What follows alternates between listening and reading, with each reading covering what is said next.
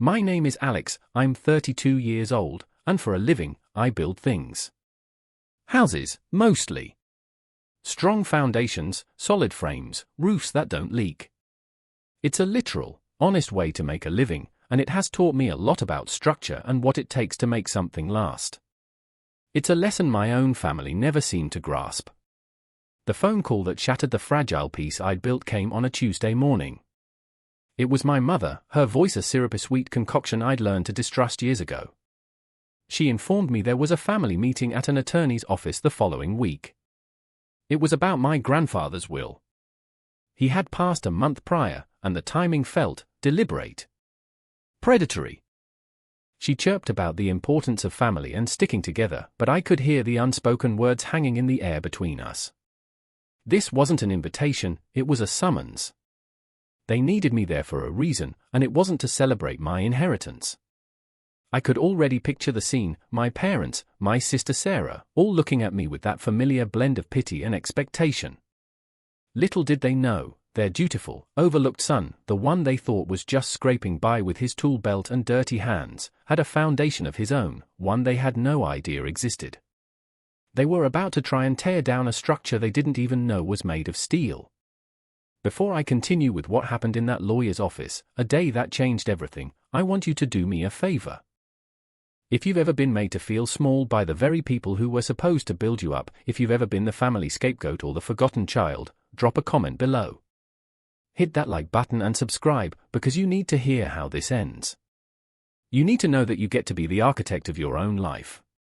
The roots of that day in the lawyer's office run deep, back to a childhood where the family blueprint was drawn long before I could hold a hammer. My sister, Sarah, was the golden child, 2 years younger and shining with a light my parents seemed determined to bask in. She was charismatic, charming, and effortlessly captured every ounce of their attention and resources. I was the other one. The quiet, practical, and perpetually overlooked older brother. It wasn't malicious, not in a way you could easily point to and call abuse, but it was a constant, corrosive neglect. When I was 16, I spent an entire summer mowing lawns and bagging groceries to save up for a rusted-out '92 pickup truck. I was immensely proud of it.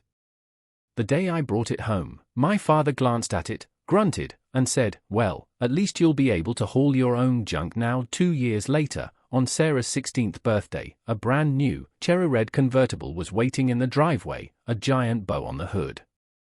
My mother cried tears of joy. School was the same story. They pushed Sarah toward a prestigious, expensive liberal arts college, footing the entire bill. She bounced between 3 different majors before dropping out, but they just called it finding herself. When I told them I wanted to go to trade school for carpentry and construction management, my father laughed. "That's for guys who can't cut it in a real school, Alex," he'd said. "But if that's your speed, you're paying for it." So I did. I worked 40 hours a week as a laborer while taking night classes, my hands raw and my body aching. My small victories were met with silence. I won a Regional Skills USA competition in carpentry my senior year of high school. My parents didn't attend the ceremony. But when Sarah landed a non-speaking role in a college play, they drove 6 hours and bought an entire row of tickets for relatives. It was a slow, painful education in self-reliance. I learned that their love and approval were commodities reserved for Sarah. My role was to be the responsible, invisible son, the one who didn't cause trouble or cost them money. They weren't building a family, they were funding a vanity project, and I simply wasn't part of the design. While my family was busy polishing their golden child, I was quietly laying my own foundation, brick by painstaking brick. And I wasn't doing it alone. The one person who saw past the grease on my hands and the sawdust in my hair was my maternal grandfather, Joe. Grandpa Joe was a master carpenter, a man who spoke in the language of wood grain and plumb lines. He saw the same spark in me that my own father dismissed. He never gave me empty praise, he gave me something better, his time and his knowledge. He'd let me hang around his workshop, teaching me how to measure twice and cut once, how to respect the tools, how to see not just a pile of lumber, but the bookshelf or the cabinet it was meant to become. On my 18th birthday, he didn't give me cash. He gave me his old, perfectly maintained set of Marples chisels and a Stanley number for smoothing plane. "A man is only as good as his tools, Alex," he'd said, his voice raspy. "But the tools are worthless without a good man to guide them." That was the only validation I ever needed. With his quiet encouragement, I started a small handyman business. I printed out flyers and put them up at the local hardware store. I took every job, no matter how small, fixing leaky faucets, patching drywall, building shelves. I lived like a monk, pouring every single dollar I earned back into the business. While Sarah was posting pictures from her spring break in Cancun, I was buying my first commercial-grade table saw. While my parents were co-signing her lease on a trendy apartment she couldn't afford, I was signing the paperwork to officially incorporate Precision Builders LLC. Slowly, quietly, it grew. 1 employee became 3, then 10. Handyman jobs turned into bathroom remodels, then kitchen renovations, then entire home additions. By the time I was 28, Precision Builders was one of the most respected residential construction firms in the state. I owned my home outright, had a healthy investment portfolio, and a company valued in the 7 figures. And my family? They knew none of it. To them, I was still just Alex, the guy with the truck who worked a dirty job. I never corrected their assumptions. Part of me was bitter, sure, but a bigger part was protective. I had built this life without their help, without their approval, and I knew with absolute certainty that if they knew about my success, they wouldn't see a successful son. They'd see a solution to their own financial problems. The week leading up to the meeting at the lawyer's office was a masterclass in emotional manipulation. After my mother's initial call, my father phoned me the next evening. It was a transparently strategic move, a 1-2 punch of sweet and sour. His tone was gruff, but there was an unsettling attempt at warmth, like a wolf trying to purr. "Alex, your mother told you about the meeting," he started, no preamble. "Just want to make sure we're all on the same page. Your grandfather loved this family. He'd want us to make sure everyone is taken care of, especially Sarah. She's had a tough go of it." The implication was clear. Sarah's needs superseded all else, and my role was to accept that gracefully. The real performance came 2 days later, a conference call with both my parents and Sarah. It was an ambush of false affection. "Alex, sweetie." Sarah's voice dripped with a saccharine tone she only used when she wanted something. "I'm so glad we're all doing this together. It's what Grandpa would have wanted." She then launched into a breathless, detailed monologue about the boutique she was planning to open. It was a flimsy, ill-conceived business idea, but she spoke of it as if it were a guaranteed success, funded entirely by her impending windfall. "With the money from Grandpa, I can finally get a lease on that perfect spot downtown and stock it with all the European designer brands," she gushed.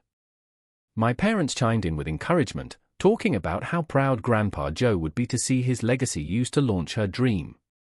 Not once did anyone ask me what I thought. Not once did they acknowledge that the will hadn't even been read yet. In their minds, the outcome was a foregone conclusion. The money was Sarah's. The legacy was Sarah's. My presence was merely a procedural hurdle, a box to be ticked. The whole conversation was an exercise in managing my expectations, in priming me to accept a pittance without a fight. They weren't just entitled, they were utterly convinced of their right to my grandfather's assets, and blind to the fact that I might have any claim, emotional or otherwise. They saw me as a supporting character in Sarah's story, and this was her big payoff. The attorney's office was exactly as I'd imagined: mahogany desk, leather-bound books, an air of quiet, expensive solemnity. It felt like a stage set for the final act of a play I'd been forced to be in my whole life. I sat opposite my parents and Sarah. They were a united front, my father looking stern and important, my mother dabbing at a non-existent tear with a tissue, and Sarah vibrating with a barely contained excitement. She kept smoothing down her designer dress, a recent purchase I was sure she couldn't afford. The lawyer, a man named Mr. Gable, was the picture of professional neutrality. He began to read from the will in a calm, dispassionate monotone. It was exactly what my family had anticipated. The house, a sizable portfolio of stocks, the cash accounts, it all went to my beloved granddaughter, Sarah. They did a masterful job of feigning surprise, but I could see the triumphant glint in Sarah's eyes and the deep, collective sigh of relief from my parents. Then, Mr. Gable got to me. To my grandson, Alex, he read, I leave the sum of $5,000 and my old toolbox, in the hopes that he will continue to build a life of purpose and integrity with his own two hands. Sarah shot me a look of pity so condescending it was almost comical. My mother reached over and patted my hand. Don't you worry, honey, she whispered loudly enough for the lawyer to hear. We'll make sure you're taken care of. Just as my father was about to suggest we wrap things up, Mr. Gable held up a hand. There is one other matter, he said, his tone shifting slightly. He pulled out a separate, thicker folder. The will contains a codicil regarding a business asset. The family company, Precision Builders LLC. The wave of confusion washed over my parents' faces. My father frowned. What family company? Alex has a little handyman business, that's it. Mr. Gable ignored him, looking directly at me. The codicil states that your grandfather, Joseph Miller, was a silent founding partner in Precision Builders, providing the initial seed capital and retaining a 49% stake. My mother gasped. Sarah's jaw went slack. The lawyer continued, the will stipulates that upon his death, his 49% stake must first be offered for sale to the majority partner, Alex, at a pre-negotiated price. If Alex declines, the stake then passes to Sarah. A flicker of hope ignited in Sarah's eyes. But it was quickly extinguished. Mr. Gable slid a document across the table. However, that clause is moot. This document shows that 2 years ago, Alex bought out his grandfather's full 49% stake for a sum of $1,200,000, making him the sole owner. The silence was absolute, broken only by the door opening.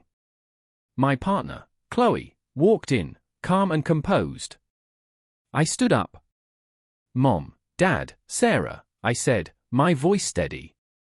This is Chloe, my fiancée. She's also my financial advisor. Chloe smiled politely and handed Mr. Gable a file.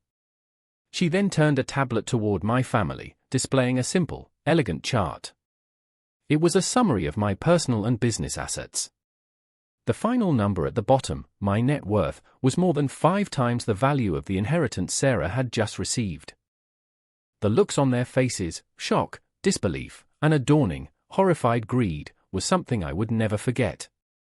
The first person to break the stunned silence was my father.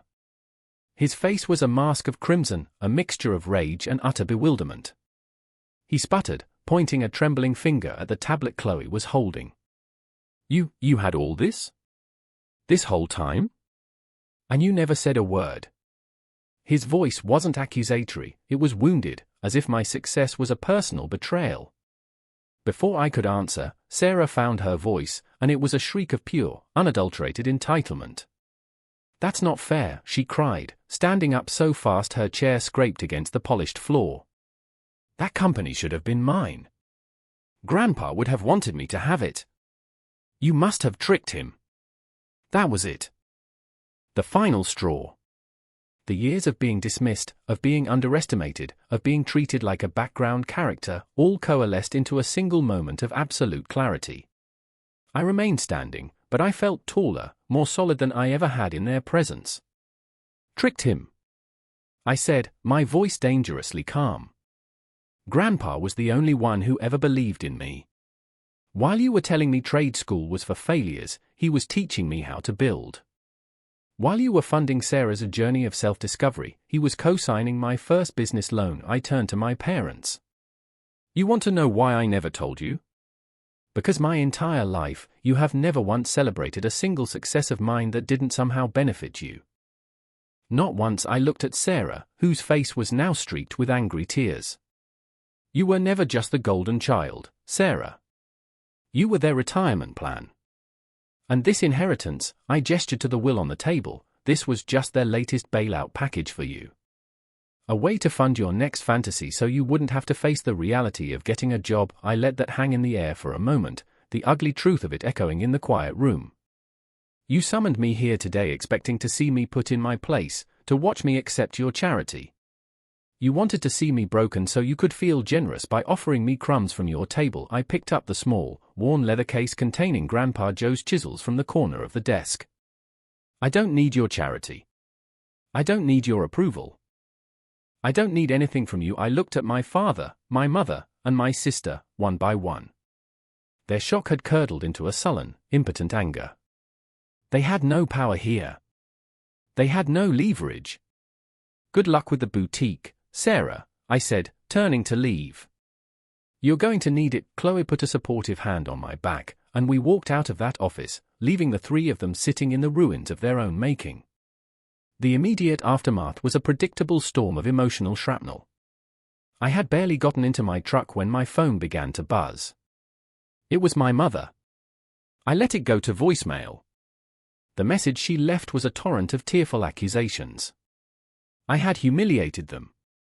I was selfish, cruel, and ungrateful. I was tearing the family apart. How could I do this to them? To Sarah? It was a classic performance, designed to trigger a lifetime of conditioned guilt. But for the first time, it didn't work. The guilt just wasn't there. It was followed by a volley of texts from my father, each one angrier than the last. They were filled with words like duty, respect, and family obligation. He demanded I call him back, that I fix this. It was clear they didn't see their own behavior as the problem. My refusal to play my assigned role was the true transgression. Then came the flying monkeys. They sicked my well-meaning but easily manipulated aunts and uncles on me, who called to tell me how worried my mother was and how disappointed my father was.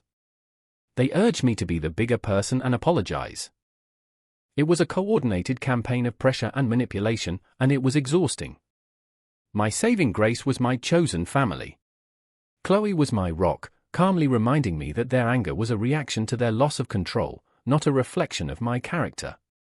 They're not mad that you're successful, Alex, she told me one night as I stared at another incoming call from my mother. They're mad that your success doesn't belong to them. My best friend and company foreman, Dave, was more blunt. Forget man, he said over lunch. They treated you like dirt for 30 years. They don't get to ride the gravy train now. The one unexpected call came from my Aunt Carol, my mother's younger sister.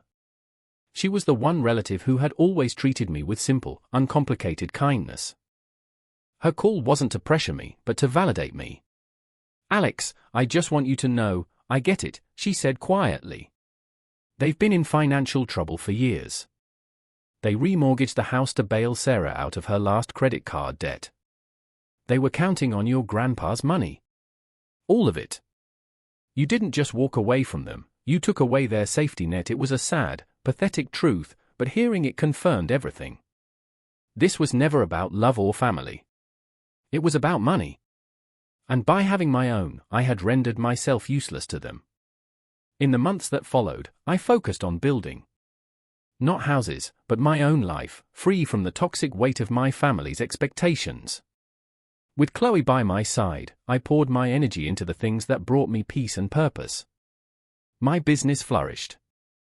We landed a major contract to develop a small, high-end subdivision, a project that was both challenging and incredibly rewarding. For the first time, I felt a sense of ownership over my own happiness, a feeling that had nothing to do with defying my family and everything to do with pleasing myself. I also started seeing a therapist. Unpacking 30 years of emotional neglect was like renovating a condemned building. We had to tear down crumbling walls of self-doubt and rip out the faulty wiring of my ingrained need for their approval. It was hard work, but with each session, I felt the foundation of my own self-worth becoming stronger. Meanwhile, the consequences of my family's choices began to ripple outward. Just as I predicted, Sarah's boutique was a spectacular failure. She had a grand opening party that cost a fortune, but no business plan. She spent lavishly on inventory she couldn't move and alienated customers with her arrogant attitude. Within 6 months, the business folded, leaving behind a mountain of debt. And because my parents, in their infinite wisdom, had co-signed her commercial lease, that mountain of debt was now theirs to climb. Aunt Carol kept me updated in brief, sad phone calls. The inheritance money was gone. They drained their savings trying to keep Sarah's dream afloat. The final, inevitable blow came when the bank foreclosed on their home, the house I grew up in. They were forced to sell it at a loss and move into a small, cramped rental apartment. There was a part of me that should have felt a vindictive pleasure in their downfall, but I mostly just felt a quiet, detached sadness. It was the predictable, tragic end to a story they had written for themselves, a story built on a foundation of entitlement and irresponsibility. My healing wasn't about watching them fail, it was about realizing I was no longer obligated to be part of their collapse. About a year after the confrontation in the lawyer's office, my phone rang with a number I recognized but hadn't answered in months. It was my father. This time, I didn't ignore it. I answered, my heart rate steady, my voice calm. "Hello?" There was a long pause on the other end, filled with the static of unspoken words. Finally, he spoke, and his voice was different. The booming, authoritative tone was gone, replaced by something thin and weary. "Alex," he said. I was wrong, it was just those 3 words, but they carried the weight of a lifetime. He stumbled through an explanation that wasn't an excuse, but a confession. He told me about how he had tried to start a small cabinet-making business in his 20s and failed miserably. He said seeing my natural talent, my easy competence with tools and numbers, had stirred up an old, bitter jealousy he was too proud to admit. "It was easier to dismiss what you did," he said, his voice cracking slightly, "than to face my own failures." He admitted that he and my mother had coddled Sarah because she was fragile and needy, just like he felt inside. She was a project he could manage, I was a success he couldn't comprehend. It wasn't a perfect apology. It was messy and self-pitying in its own way, but it was also the most honest thing he had ever said to me. I didn't offer immediate forgiveness. I didn't say, "It's okay," instead, I said, "Thank you for telling me that." A week later, I agreed to meet him for coffee. We sat at a small table in a busy cafe, a neutral ground. I set the terms beforehand, no talk about money, no mentioning Sarah or my mother, no attempts to guilt me into anything. He agreed. We talked for an hour, about his new job at a hardware store, about my company's latest project. It was stilted and awkward, but it was a start. It was the first time in my life we had a conversation as 2 adults, not as a disappointed father and a supplicant son. My mother and sister remained silent, lost in their own resentment. The bridge to them was still in ruins. But with my father, a single, fragile plank had been laid across the chasm. It wasn't a reunion, it was a renegotiation, on my terms. Looking back on it all now, I see my grandfather's will for what it truly was. It wasn't his final insult, it was his final lesson. He knew my family's nature better than anyone. He knew they would never let me go, that they would always see me as their safety net. By seemingly cutting me out, he forced a confrontation he knew I was finally strong enough to win. He didn't just leave me money or a company, he gave me my freedom. The $5,000 was a test, and the old toolbox was the real inheritance. It was a symbol of where I came from, a tangible reminder that true value isn't inherited, it's built with your own 2 hands, with sweat and skill and integrity. My worth was never tied to their approval, and it took me 30 years to finally understand that. Today, my life is full. Chloe is now my wife, and we're expecting our first child. My business is more successful than I ever could have dreamed. My chosen family, Dave and my crew, are the brothers I always wanted. My relationship with my father continues to be a slow, careful process of rebuilding, one conversation at a time. It's not perfect, but it's real. I learned that you cannot build a sturdy house on a rotten foundation. For years, I tried to shore up my family's crumbling structure, hoping they would see my value, hoping they would finally love me for who I was. But in the end, the only solution was to walk away and build my own house, on my own land, according to my own blueprint. Family isn't about blood, it's about respect. It's about who shows up for you, who celebrates your victories, and who loves you without conditions. I found my family, and it has nothing to do with the one I was born into. And that is the most freeing realization of all. If my story resonated with you, if you've ever had to fight to define your own worth against the expectations of others, hit that like button and subscribe for more. Share your own story in the comments below. Remember, you hold the tools. You draw the plans. You define your own value. Go build something that lasts.